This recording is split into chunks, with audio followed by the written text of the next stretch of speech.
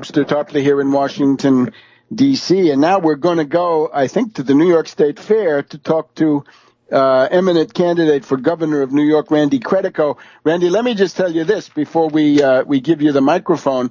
Some of our activists of the Tax Wall Street Party out north of San Francisco in California ran into some people and they said, you know, things are getting really wild here in the U.S. It's really interesting. Why did you see a guy running for governor of New York was just arrested because he was trying to stick up for a black guy in the subway? And we were happy to say, look, we have the Tax Wall Street Party has endorsed Randy Credico for governor of New York. And was person we just heard from on this program, James Hinton, running for Congress out there in the San Francisco area. So welcome. Now, you got to bring us up to date on this whole story. We didn't have you last week because of a technical glitch. So give us the entire picture. Go ahead. Right. You mean the arrest? Well, the arrest, yeah. Yes, sure. Well, I was en route to Westchester after leaving my friend Steve Brown's house, who you had dinner with me at, who lives on the Upper West Side. And I had to go to Westchester to meet with a fellow by the name of Phil Reisman, who's a very well-known, respected reporter, columnist for the Westchester Journal. So I couldn't go down to 42nd Street and take the Metro North. I took the one train. The one train was going to picked up at a train station at the end of the one line in Van Cortlandt and then be driven to Westchester and pass out flyers and be interviewed by this guy. So when I got off the train on Van Cortlandt, I saw the situation. You know, we're right in the middle of a huge, our own Ferguson, Missouri quagmire here with this gentleman who was Eric Garner, who was killed by the police in New York and Staten Island. So, you know, it's huge, a huge issue right now, you know, the militarization of the police force. So I observed three guys, you know, big, tall, young guys in their mid-20s hassling this 75-year-old black man in between subway, uptown and downtown subway trains. So I started video. I took pictures to begin with, because I figured they might be cops. But, you know, just in case they weren't, they didn't have their badges out. All three of them had their badges, it turned out, inside, which is illegal for them to be rousing someone without showing their identity. So I started taking pictures, and then I started videotaping, and then one of them started videotaping me with his personal camera. And I realized you guys are definitely cops. I said, you know, that's illegal to videotape me because I'm not the subject of an investigation. I'm not doing anything illegal here. I'm videotaping, which the Supreme Court, in one of their good judgments, have, you know, declared that it's not illegal to videotape. In New York State, it's totally legal, First Amendment.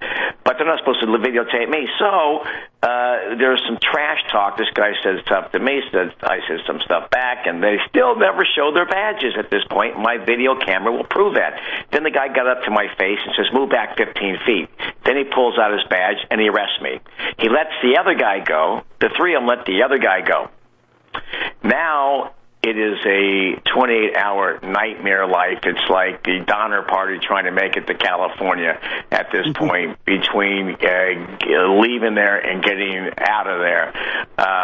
So I was taken to they were transit cops, which are, you know, in those transit, tough job as it is to get people who want to do undercover, and that's what these guys, they ride trains all day looking for anything, you know, to keep poor people off the street, basically, instead of finding them jobs with a huge, as I said yesterday, if we had a massive jobs program based on a taxation of Wall Street and these others, and banks and all of that, a lot of these guys would be working, and you know, they wouldn't need to be drifting around.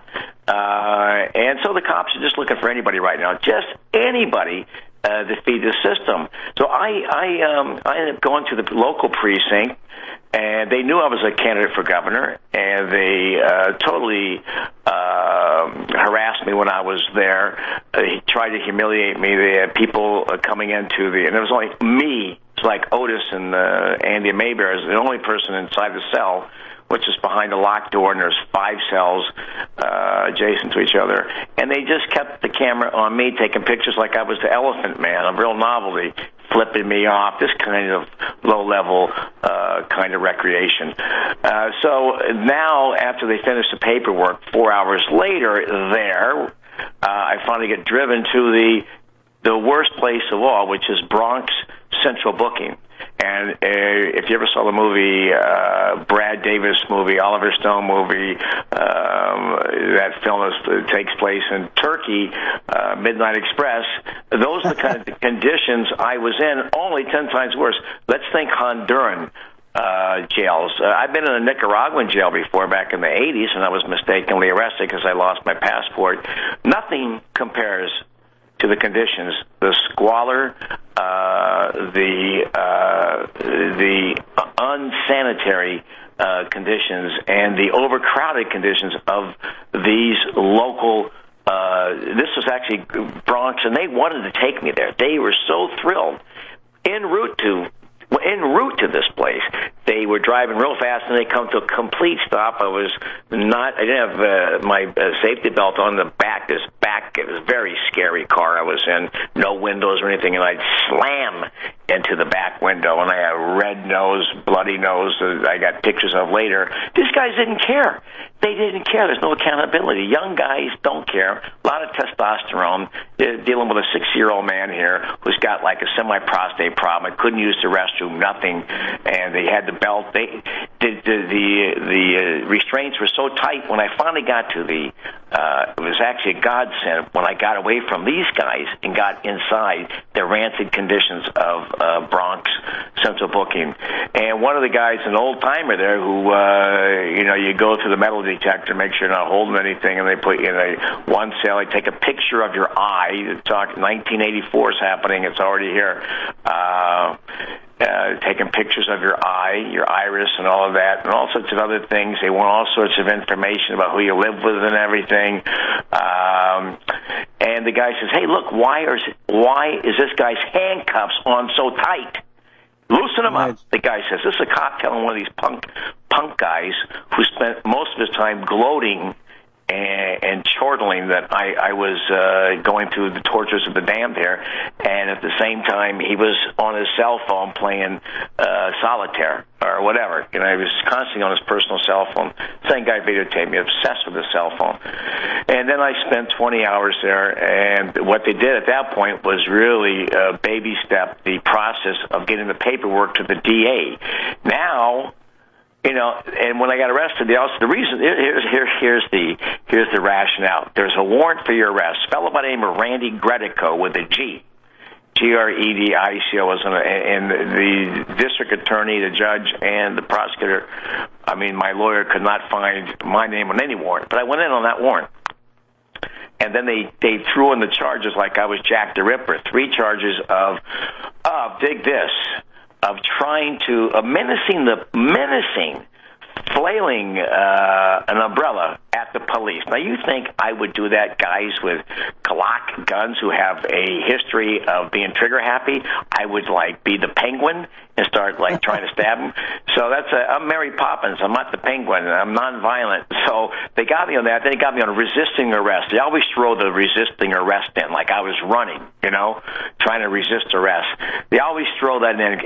It's so cliche to do that. And then obstruction of government administration. By the way, they let the old man go. There was nothing on him. They let him go. Randy, I'm sorry, the music is on. We're out of time. My conclusion, though, see if you share it, is that this has backfired. You've gotten a tremendous amount of publicity, and people can go to Credico2014.org. Credico2014.com. I couldn't buy that kind of publicity. There we go. You're famous in California based on this. Thank you very much, Webster. So we'll see you next week. We want you every week now until the primary in early September. And sorry about the mix-up of the time. So this, once again, is Webster Tarpley, World Crisis Radio, broadcasting from Washington, D.C. Sorry we didn't get to Dan Burdorf, but he'll be at the Cattlemen's Association. Look it up on danfornebraska.com.